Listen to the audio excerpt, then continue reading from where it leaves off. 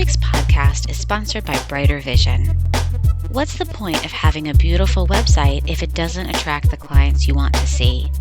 As the worldwide leaders of website design for therapists, Brighter Vision sees this issue happen way too often. A nice looking website doesn't equate to a successful website. The truth is, your current website might even be turning off potential clients. That's where Brighter Vision comes in. Brighter Vision's team of website designers will create a website that is centered around attracting and retaining your ideal client so that you can have a nice looking website as well as a successful one. Better yet, Brighter Vision is offering $100 off exclusively for listeners of the One Inside podcast. To take advantage of this offer, simply go to brightervision.com/inside.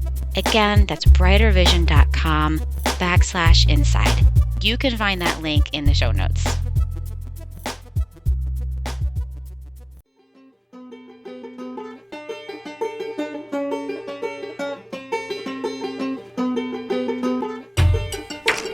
Welcome to the One Inside, an internal family systems podcast. I'm your host, Tammy Sollenberger. I'm excited that you and all of your parts have taken time to be with me and all of my parts. If you are a coach, a client, a therapist, if you are in business or education, and you're curious about the IFS model, you are in the right place. Now, let's see what happens on today's podcast.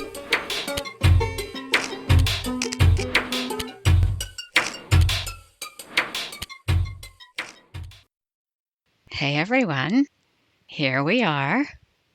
If you're a first-time listener, welcome. I'm really glad you're here, and I hope you decide to hang around in this incredible community. I'm not going to give you an introduction like I usually do. I'm not going to tell you what to expect. I have loved doing these podcasts so far. They are all interviews with various people in the IFS community, some therapists, coaches, practitioners, and a client or two. We have talked about faith, addiction, marriage, boundaries, movement, meditation, yoga, relationships, business leadership, and of course, this incredible model, which has brought so much healing and so much wholeness.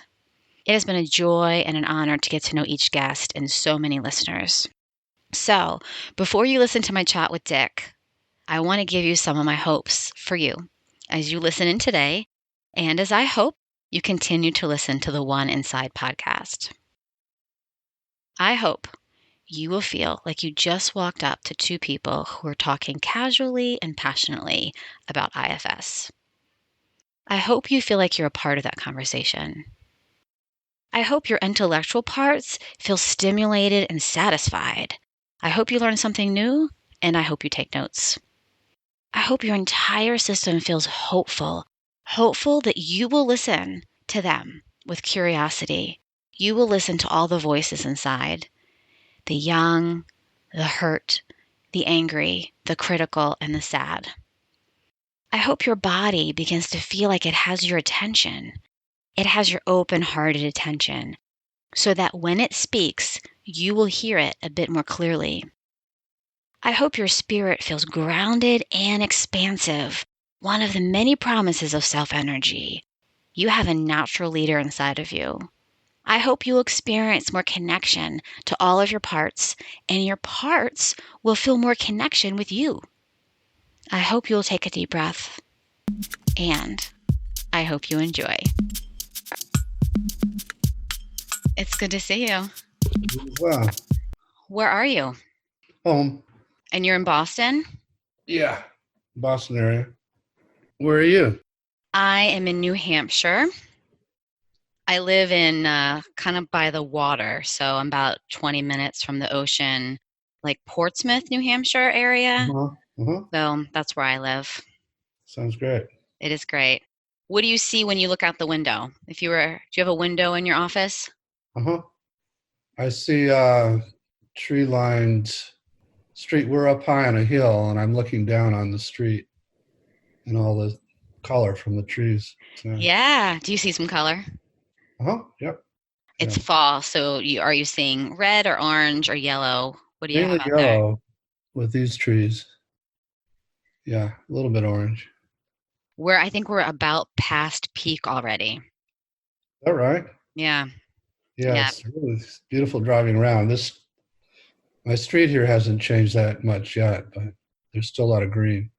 It's one of the benefits of living here before it gets cold and Uh-huh. white. Indeed. Yeah. So, how do you feel about doing a 5-minute meditation for us and for the listeners? I know I didn't ask you to do that before, but how would you feel about doing that? Sure. Most all the listeners know the model pretty well. I'm hoping, yes. Yeah. Yes, that's the plan.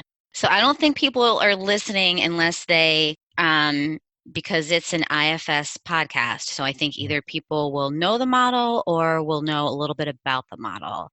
Okay. And they'll know who you are, of course. Right. Okay. I'm happy to do that. Let's invite everybody to focus inside and notice the state of that inside world. So notice what kind of thoughts and emotions are present and body sensations. So at this point, we're just doing a little bit of a kind of mindfulness exercise.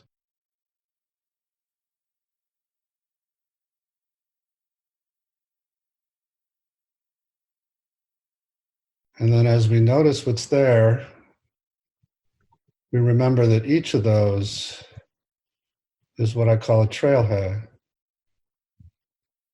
So by following the thought or the emotion or the sensation, it'll lead you to a part that might need your attention.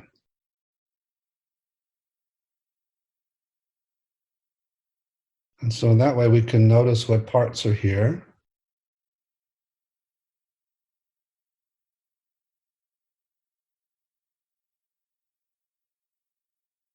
And then as you notice a part, you can see if you can get curious about it and see what it needs you to know or needs from you.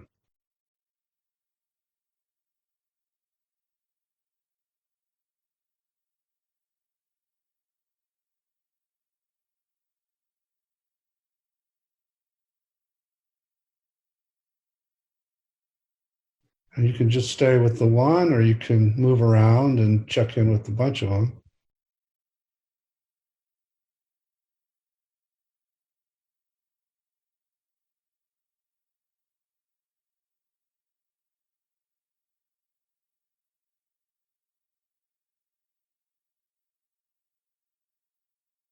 But while you're getting to know them, help them get to know you also.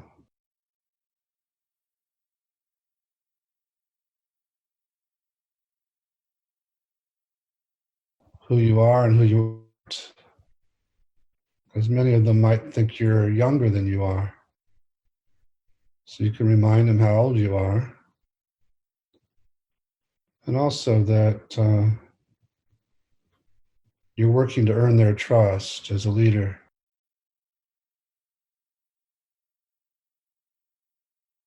You care about them.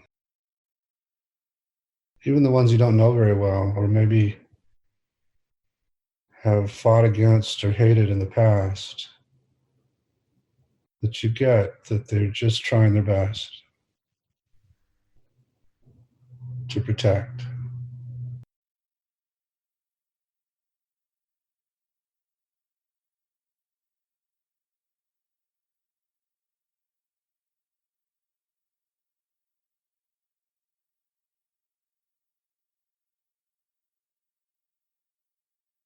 And as you extend that kind of love and compassion inside,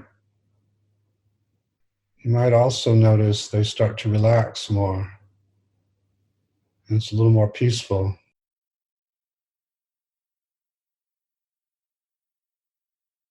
You can invite them to relax, even just for a few minutes now, in open space.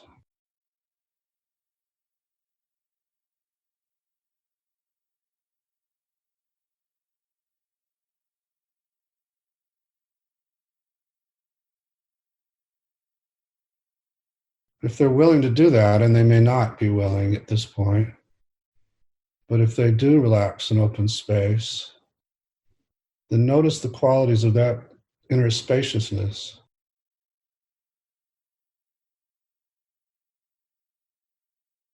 Notice how much more embodied you feel.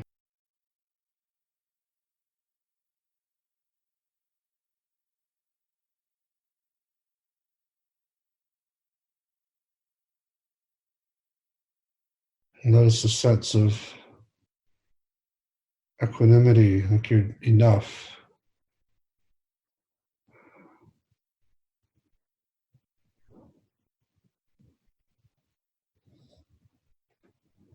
Nothing you have to do.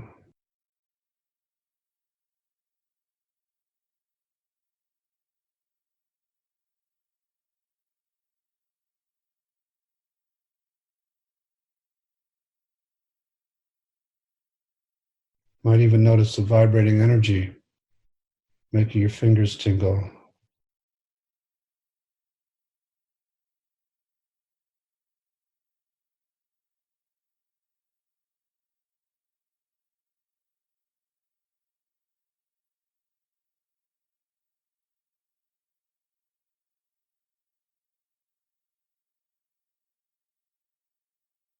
And then thank your parts for letting you get to know them better, and if they did, for trusting you to be more embodied. And then you can begin to shift your focus back outside, in which case they may snap back to attention, but they may not. If it helps, you can take some deep breaths. Do you start every day with checking in with your parts? I wish I could say I did it every day, but I do it a lot. Do you do it throughout the day? I do, yeah, especially in challenging times. Do you more scan for self energy or do you scan for parts?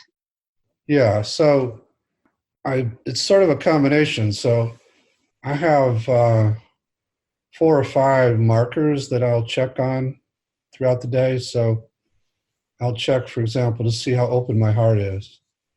And I can very quickly notice that, in a physical way, my chest. And so that's one of those C words, compassion, how much compassion. But for me, it's more concrete to just actually notice, is my heart open right now? And then if it's not, that means there's a part blocking. And so I'll just ask that one to trust me more and to step back, and I'll feel my heart open. Or another one is, do I have an agenda? And if so, then there's a part there, and I'm asking it to relax and trust me. And I'm very auditory, and I can tell by the tone of my voice how much self is present. And so if I notice shifts in that, I'll ask parts to step back. And then the vibrating energy that I mentioned is, for me, it's very palpable. We call self energy, and some sort of warm, vibrating energy that, as your parts open more and more space, not only does it make your fingers tingle, but you can kind of run it throughout your body, and you can extend it to other people. And so I'll check and see how much of that energy is flowing, and where it's blocked, then that's a part. And there's other things that, I know my usual suspects and where they hang out. So I can check my forehead, and if it's tense, then I'll ask them to step back, and my shoulders and some other things.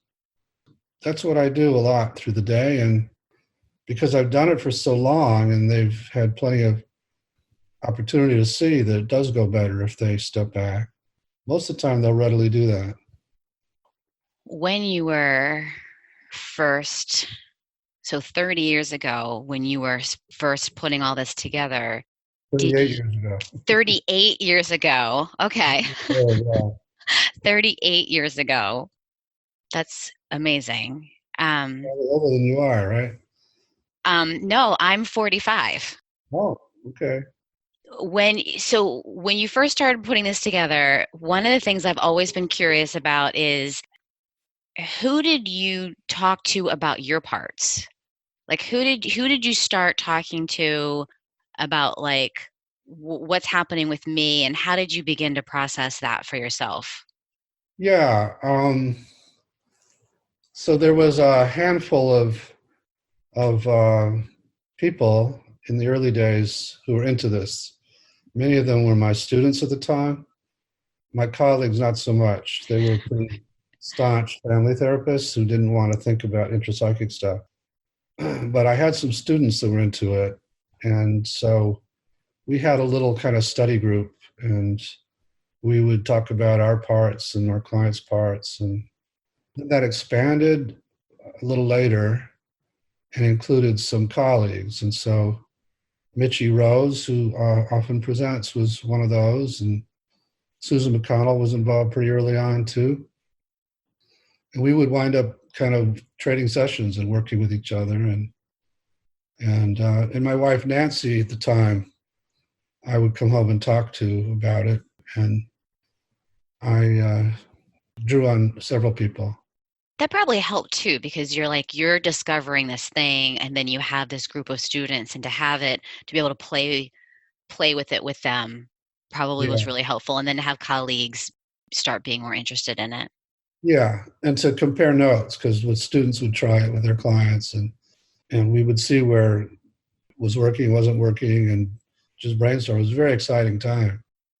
When did you know I've created a new model of therapy? So it kind of dawned on me gradually. In the early stages, first there were the parts, and there was getting to know them and getting to know that they're not what they seem and that they're actually valuable. So that was a huge epiphany that it was really hard to believe for a long time. And there was another colleague, Mary Jo Barrett, who I did the initial outcome study with around bulimia. And she was into the parts. It was a little harder for her to believe that they were all valuable. You know, she was very into talking to them and so on. So we were doing that together. And so as I got hip to that, and that maybe they were like kids in a family that are forced out of their naturally valuable states, and all of that came first. And that was amazing. It was like, how can I be the only person that's come to this conclusion? And then as I would talk about it, people would say, well, there is this model called voice dialogue and this other one called ego state therapy and psychosynthesis. And so then I would get discouraged and think, oh, I just rediscovered their wheel. And I would look into it, and they actually had found parts in a similar way, that the parts were all good, and so we could agree on that. But then I would see they hadn't used systems thinking to think about how the parts operated inside. They would work with them individually, basically. And so okay, I've got that going for me. And and then as I was playing with it all, and self started to pop up, and I, as a family therapist, I was looking for some kind of leadership in there. And so I Mm. was really excited to find this inner leader that way. And I would find in other clients who had no business with those kinds of qualities. Then I started to think, could it be possible that attachment theory had it wrong about this one issue? Mm. That people don't have to have some kind of nurturing parent Mm. to get what I'm calling self in them, which is basically what attachment theory says. So that it was 'cause I was steeped in attachment theory and developmental psych, and so that was really blasphemous to think that they had it wrong. But then I started to do it over and over, and the fact that the self was just beneath the surface and could be accessed so quickly in most people, all of that, at that point, I started thinking, this is really different this is really, if this pans out, if this is true with this person or this person and this person. So there was a certain point where I had done it with maybe 20 people and it all had panned out. And then I started saying, okay, I've really got something here. And yeah, it was like that. Did you have other, so the model is internal family systems, but as you were working with your colleagues and your students and your clients, did you have other names for the model? At first, I was just calling it parts work, you know, Yeah. but I can't think of any other names. It's always, I think I describe it that way sometimes. A lot of people use that as a synonym. Yeah. People, I don't think sometimes hear internal. Like I have a friend that I feel like I've explained this 20 times to her, and she keeps saying like, "Oh, you do all that family work." Yeah, yeah. Like, Yeah, no, yeah, you're missing the internal. I get people coming to workshops thinking it's going to be totally on family therapy, and Yeah. they're shocked when we don't spend that much time talking about families. Yeah. And then when you start doing experiential stuff on themselves, they're like, wait, I didn't sign up for that. Right. So it's been a difficult name to promote for that reason that it's hard to it's hard for people initially because they have all these other conceptions of what it means. Right. And I tried to find a better name, but it just always came back to this. So Well, and it speaks so much to you and how it all came to be, and it makes sense once you're in it. It makes total sense that that's what the yeah, name is. once you get past like there's a guy named Tom Holmes who's Tom? I don't know him, but I have his book and I have his cards. I Yeah. love those cards. They're great. The parts cards. He'd be interesting to interview about the early days because he came in pretty early too, and he kept lobbying to just call it inner systems rather than internal family systems.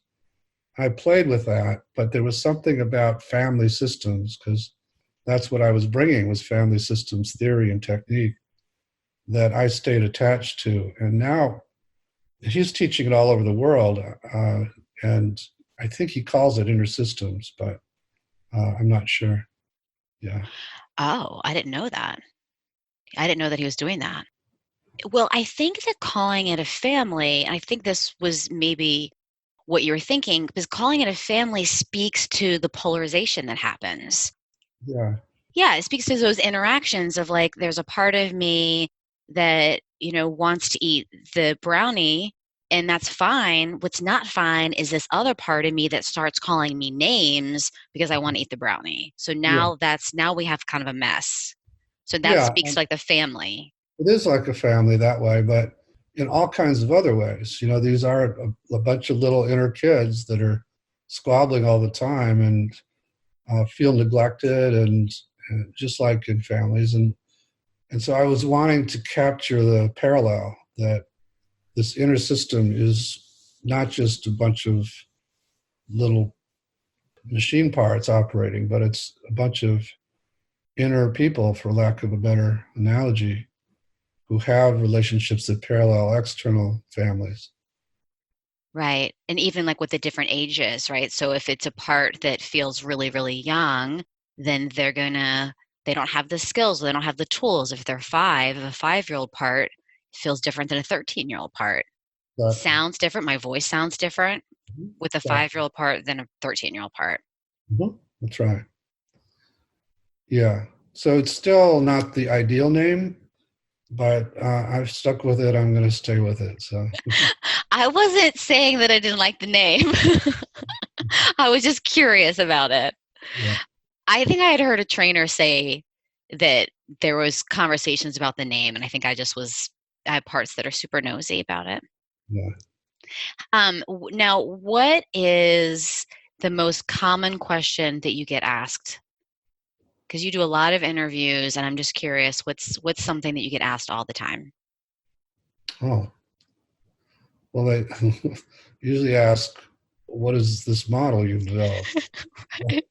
Beyond that, I'll sometimes get challenged about the self and Oh. how could it be that it can't be damaged and things like that. It's still hard for some people to believe that there aren't any bad parts, Mm. so you can believe. In fact, there's many systems that have, they could accept this part and this part, but this one has to be evidence of human evil or something like that. Oh. And So you're like, nope, that hasn't changed from the beginning. yeah, that's right. Yeah, yeah, I find that people, and even myself, I think there's so much relief when we realize, let's say there's a critic, that we realize the critic has a function. I feel even like physical relief yeah. just with that understanding. Yeah, and some of the physical relief is the part itself feeling understood, Yeah. accepted for the first time. So it can kind of relax because when it's feeling put upon and criticized or, you know, isolated, it's constantly tense trying to get attention and be seen. That is that's such a good point. And that idea that right, so the part then is trying to be seen, so then it creates that tension and then I'm feeling that. And then as soon as self sees that part, that tension that the energy that part's holding then relaxes a little bit. Yeah, it's not only is it trying to be seen, but also it's at war with other parts of you. So it's all pumped up because of that constantly. And Right. as those parts relax, then it doesn't have to fight and it can relax too. Right. How do you I've always been curious about this too. This is like I just get to ask you anything that I want. Okay. How do you like what do you decide to say yes to? Because I get there's a lot of people that want your time, that want Yeah, your endorsement. You know, you're the face and the name of this model. yeah, And so there doesn't seem to be, I don't know this obviously, but there doesn't seem to be other people that are wanted as much as you because you're the face, you're the name that yeah. everybody wants. That's pretty true. Still, uh, Frank Anderson has made a name for himself, and so he gets some of the gigs that I Yeah. used to do, which is a relief. Yeah. Um, It's a lot of pressure on you. yeah. So I was the rainmaker for quite a long time, and there were parts of me back in the early days, that were desperate to have somebody invite me to do something. Sure. Um, sure, if I ever turned anything down, it would all dry up. Yeah, right, And so right. these days, I have to work with those parts because they're still kind of stuck back there. And because I do have to turn many, many things down now. And that's been a real challenge because I'm getting old and I just had two grandchildren and my first two grandchildren in the last 5 months. Wow. Yeah. And And you had so a big birthday. I had a big birthday and I do, want to have more of a life. And so, I've worked hard to turn more things down. And at the same time, in the last 5 years or so, as you're probably aware, the model's kind of exploded. And so the invitations are more than ever and Mm. actually better opportunities often than ever. So it is very challenging. But I can now with confidence pass them on to Frank and some other people. And that's a big relief actually. And there are, you might also know this too, but there might be 8 or so people who are regularly doing workshops around the country for PESI. Yeah, and that's pretty new, right? Because I knew Frank was doing one after the his workbook came out. Yeah, Like that was, Frank and then does 1 or 2 a month, as do a bunch of other people, Lexi Rothman and a number of, some of them are trainers, some of them not. So So the there's some range, relief there that like the really, word is spreading, people are getting the information, and it doesn't have to be you. yeah. And so now we have the other problem, which is we can't keep up with demand. And virtually every training program has a big waiting list. Yeah. And that weighs on me too. And so my brother John and I have scrambled to try and up our trainings 50% a year Yeah. the last 2 years and succeeded. But we've had to hire new people and promote trainers more rapidly and so on. Can you talk a little bit about it weighing on you? Um, yeah.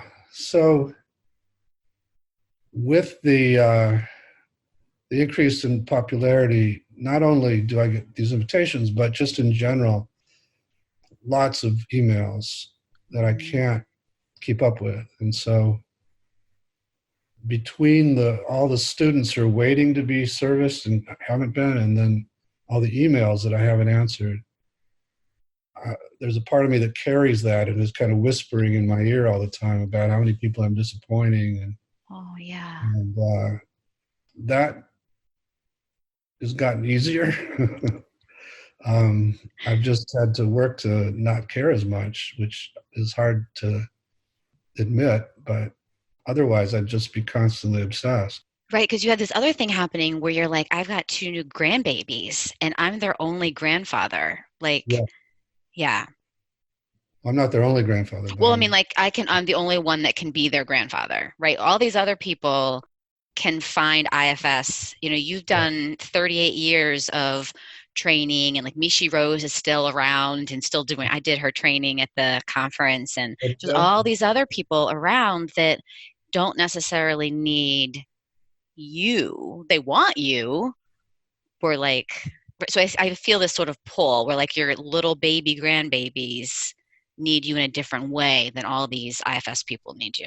Yeah, and there is that pull too. And um, I have three daughters, and again, two of them have children now, and they're all going to be living in Chicago, in the Chicago area, within a year. And so at the same time, we're thinking about getting a place in Chicago so we can visit more easily. And so I've got all of that pull of buying a place and looking at places and not and doing it remotely, which is challenging. So Yeah. it's just a very busy time in my life, um, and at the same time, it's what I worked so hard to get to, at least one step of the way. The initial vision, when I find, what we were talking about earlier, okay, this is something. It wasn't at that time like this is just a new model of psychotherapy. I got a vision of how it can change everything. It can change cultures. And so we're well on our way to having it become a popular form of psychotherapy and change the paradigm within the psychotherapy world. Still, miles to go, but it's that part of the vision is a lot further along than some of the other parts. Although it was, I don't know if you were at the conference, but were you? Oh, great. Yep. So the China plenary was very inspiring because they really have that potential to change the Chinese culture, Yeah. and we can use them as a model in this culture too. So I have that, like, I've worked this hard to get here, and there are lots of opportunities, and I'm 70 years old. And so how much of my life do I continue to devote to this?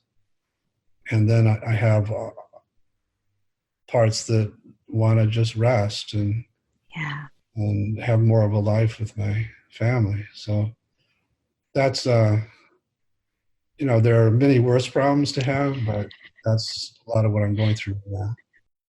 So that was one of my questions for you is that idea of like ultimate vision. So, because it's not just about like I'm guessing initially it was a psychotherapy model, But Mhm. there is definitely, I know, like, we're in education and we're in business and coaching. And so I guess I want to know what is, for right now, as you can see it, what is the ultimate dream for you?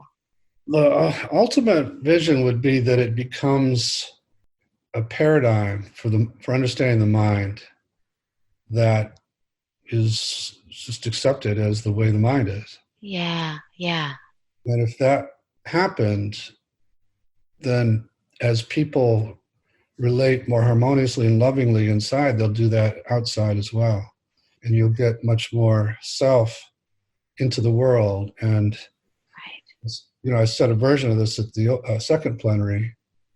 I totally believe that in any system, any highly polarized and screwed up system at any level, um, can change rapidly if you get a critical mass of self into it. And I've seen that happen Mm. with many, many clients where it seems totally hopeless, and you finally convince a bunch of parts to step back, and self shows up, and it all just starts to seem hopeful and changes quickly. Right, and if we change, so that individual change, and then that changes our marriages, which then changes our families and our kids, and then that changes everything then.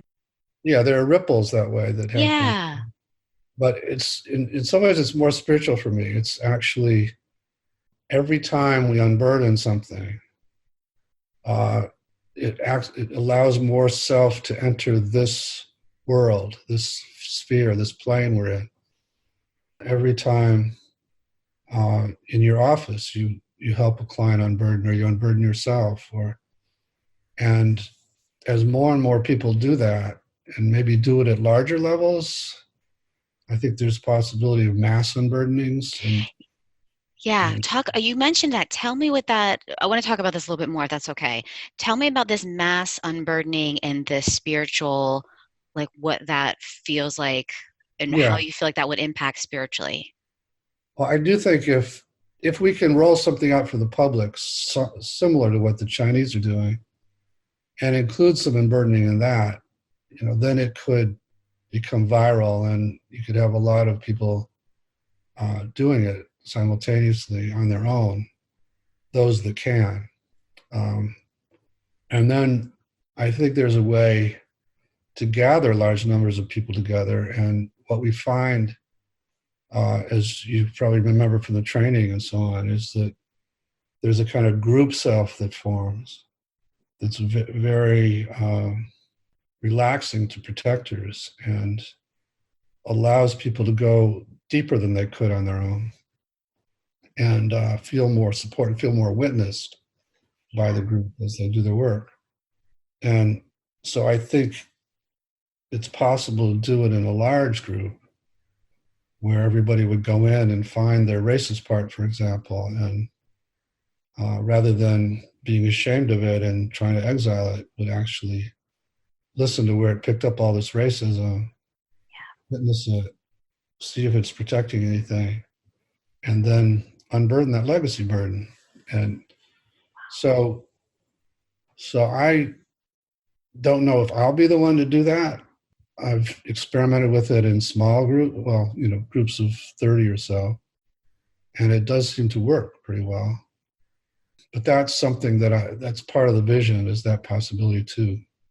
And then how does that change, like this idea of spiritually, when we all are having more, we're unburdening, there's more self energy. Talk about that a little bit. Yeah, I do think the more self is sort of permeating, then the more leaders become self-led. And even if they're not being directly worked with, or they're not directly working on themselves, just that the sort of atmosphere changes in the country or the whatever size system you're working with. Right. Well, we feel And it the other way, right? We feel it when there's, yeah, lots of hatred. We feel it when there's lots of anxiety. So why wouldn't we feel it if there was more self? And that that's would be a spiritual, because self is the spiritual component of this. exactly. So I like to say that protective parts are contagious, and self is also contagious. Mm.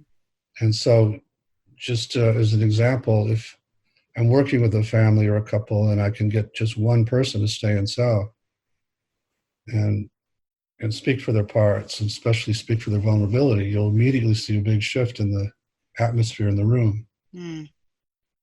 And so you could take that writ large. If we can get even some of our leaders to begin to relate from self and know how to work with their parts. And because the other thing is, it's all parallel. How you relate to your parts will translate into how you relate to somebody who resembles your part. And if you hate various parts of you, you're going to wind up hating different people. If you've gotten to know those parts that resemble those people, and you can not fear them, and you can open your mind to them and your heart to them, then you can do the same with people, and then their protectors relax too.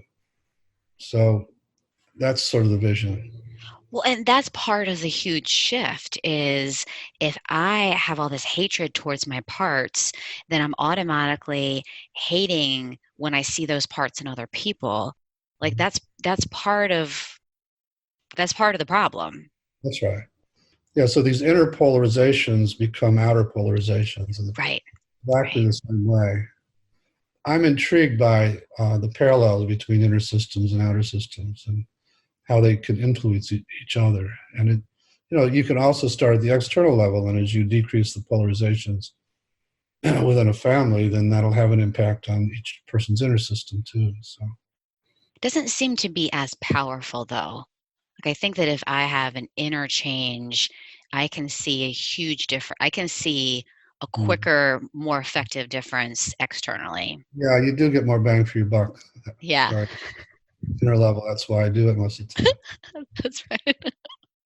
That's right. That's why you're focused on the inner Yeah, and not just family systems, right? It's internal yeah, family systems. exactly. Yeah, Where are you? So I heard that you're leaving tomorrow. Where are you off to tomorrow? I do a retreat at a place called 1440 Multiversity in outside of Santa Cruz, California, and then from there, speaking of leadership, I do a 3-day training, or sort of personal growth experience for some of the leaders at McKinsey, which is a famous consulting firm. They do a lot of business consulting and international leaders consulting.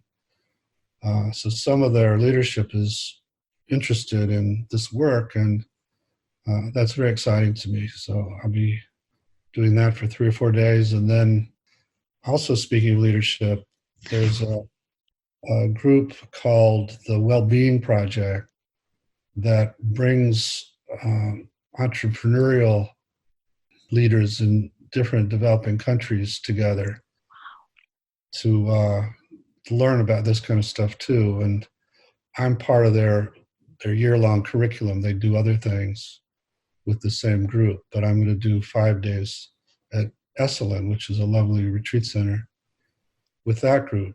Uh, so it's going to be about a 2-week trip. Wow. And does your wife come with you now? Yeah, so she's going to come for 1440 and then for the McKinsey segment, and then go back, and I'm going to go to Esalen. And you guys have a dog, We have a little dog, Sadie, Sadie. uh, who is the love of my wife's life, and I'm very fond of her too. And she travels a lot with us too. This one's a bit of a too long a trip, but she's really a lovely little being. Do you feel jealous of Sadie sometimes? Yes, she did. And of some of Jean's friends too. Oh, how so? Well, she has a best friend, Liz, who she talks to, I would say, minimally 3 or 4 times a day. Wow. And sometimes at times where I need her attention. So okay. Is Liz in Boston? No, this is in Rochester, New Okay, York. in New And York. but Liz is an IFS. She was my friend first, which Oh, was unfair. Um, but she was just here because she last weekend I was had a really bad cold and I had to run a couples retreat for 15 couples, and Liz came in to assist for that. So yeah, it's in terms of what we were talking about earlier of finding a life. I'm on a real work bench, and it's taken a toll. But yeah, it's, yeah, these are all the kind of opportunities that are so hard to turn down. yeah. Right, especially when there are these big, like, opportunities to change these leaders or these cultures, Yeah, or it's, yeah, that's exactly right. That's more and more of those kind of things are showing up, and so you know I'm a slave to the model. I want to take it as far as I can while I'm alive. yeah. And, And it makes sense though that I think I had said, like, what do you say yes to? Because it's like you can't say yes to everything. And it makes sense with where you're thinking and what you want to do, that you're saying yes to the right stuff. Because yeah, it's like you don't need to be doing the trainings, and John's handling so much of the business stuff with the trainings and, trying to get a handle of that monster, I'm sure. And so maybe you should convince the other brothers to help you. Have you thought about that? they aren't so into it. They're not? One brother is excited about IFS, but the others, no, I think they respect it, and but they just don't talk to me about it that much. Yeah. They don't? Yeah. Are you like they're like, oh my gosh, don't talk to Dick about IFS because he goes on and on and on. I think there's some of that, and although at the conference you might have noticed my brother Stephen was there, I and did, yeah. it was very gratifying for me because it's the first time he's visited the community. Oh wow. Mhm. I thought it was really funny. I was there for the your pre-conference too, the pain one. And I Oh, thought it yeah. was so funny when you said, because I think the only two people raised their hand like they were new, and you were like, and then you try to start explaining the model and you said, have you seen the Inside Out movie? And you're like, well, you have to if you want to be part of this community. I just thought that was so funny. You have to be familiar with that movie. Right. And now I don't know if you heard about this, but do you know the name Jonathan Van Ness? Yes, I do know that name. So he's on this show Queer Eye. So Yes, his the new fashion show. yeah he's unbeknownst to me is quite a cultural icon, and his new book is a lot about IFS and his parts. Are you serious? Yeah, it's great. That's exciting. I started to read it. The first chapter, he cites me and talks a little about IFS. I'm going to buy it as soon as we get off this call. Yeah, that's Yeah, that's great. But that's exactly what you're saying. And I think that's kind of even my thought about having the podcast is it's like we need to get this this amazing gift that we have. We want to get it out there. And so if we have this guy on Queer Eye for the Straight Guy talking about in his book, like how many people they're not going to go to therapy, but they'll read his book. That's exactly great. that's that was very heartening. So it's that kind of thing that makes me feel like uh, there is that potential now to change things and to bring it to much larger systems. Yeah. So I know you talked about, speaking of your brothers, you talked about, you came from a very like academic, not academic family, but very scientific family. And academic, And yeah, academic, okay, like that was what was really valued yeah, in your family. And so were your parents around long enough to get that you had discovered this new thing? yeah. My father died. Now I think it's about 9 years ago, and my mother maybe 4 years ago, 3, 4 years ago, and Okay. they're both in their early 90s. Yeah, so a lot of the drive I had to suffer the slings and arrows I did to get this far came from a part of me that wanted to impress my father, because I was a big disappointment to him. As the oldest of the six of us, I didn't really have a head for science, and he was a big scientist. And three of my brothers are very successful academic physicians, researchers, and Tommy, a little less so as a researcher, but runs a residency program in Portland. And my brother Michael is the world's expert on diabetes and obesity. And my brother David runs a big AIDS research treatment place in Chicago. So they're all very, very successful and much more along the lines of what my father was looking for. And so there were parts of me that rebelled against that pressure. And I was really an underachiever through most of school. Why did I start talking about this? Oh, so there was this intense desire to get my father to say I wasn't worthless. Mm. And so later in his life, he did get sort of interested in it. Still, I think, he was so dominated by this very rational part that it was hard for him to take the phenomena as seriously as me. And I haven't told this story very often, but there was a time when he had to retire, and he got very depressed and asked me to help him. And I knew he wouldn't see a therapist. And so I agreed to do some sessions with him. And so I did a series of maybe 10 sessions. Wow. And he could do it. He would go in and we would find his parts and he would work with them. But after each session, he would come out and say, that was an interesting fantasy, Dick. He had a part that had to kind of downplay it. Uh-huh. But he would ask me for another one. So so you could see that for what it was. Yeah. That had to be so healing for your parts. It was great. It was challenging because we ran into this critic who was clearly as brutal to him as it had been on me. Wow. And it was a part of him that I really hated. So I had parts of me hated. So I had to get that part to step back to help him work with it. And wow. And then, he had an exile, and he'd had a really rough childhood. The son of these immigrant Hungarian Jews that tried to work their butts off to make money and run little delis in the New York City area. And part of his childhood, he spent strapped in a high chair in the back of the deli because they couldn't afford anybody to take care of him. And so he would never wear a seatbelt or a necktie or. Wow. So we got to that part and some others. So it was very, very moving, and I think brought us closer. And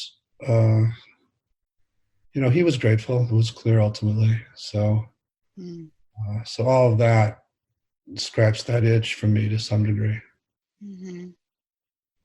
Yeah. And then I worked hard with that part to not need that and to not need adoration or accolades from people in general about the model.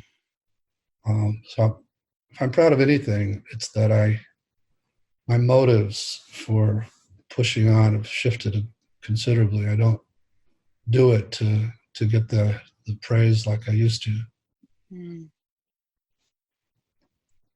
Thank you for sharing that with me.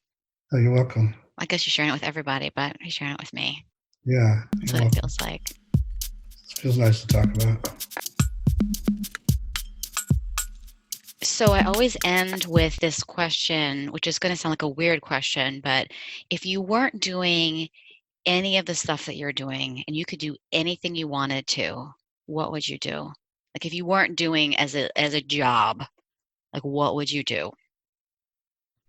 Oh, no, this is what I'm born to do. I'm one of these very lucky people who found what he's here to do. Yeah. Loves doing it. and I could do a little less of it, but I can't imagine doing anything else. I'm not good at anything else. I'm really not that way. I mean, if I've got a terrible memory, it's hard for me to learn things like new technologies. And if I was to, I'm amazed at what people do in their jobs that I could never do. So, what do you do for fun?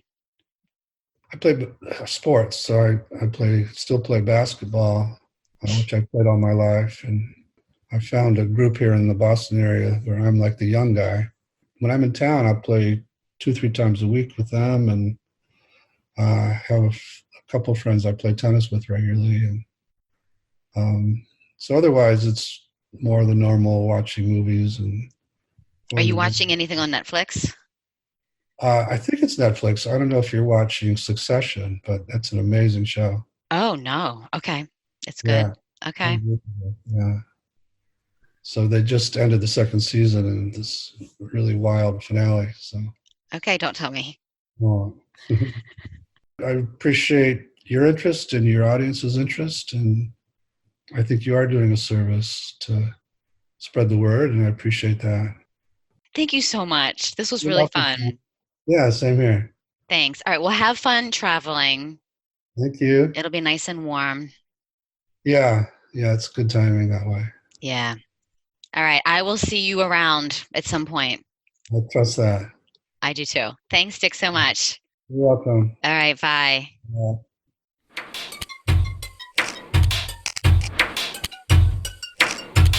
Thanks for hanging out today. If you like this episode, make sure you subscribe. And if you really like this episode, share it with a friend and leave a review. You can follow me on Instagram at IFS Tammy and join our community on Facebook at the One Inside Podcast. Talk to you next time.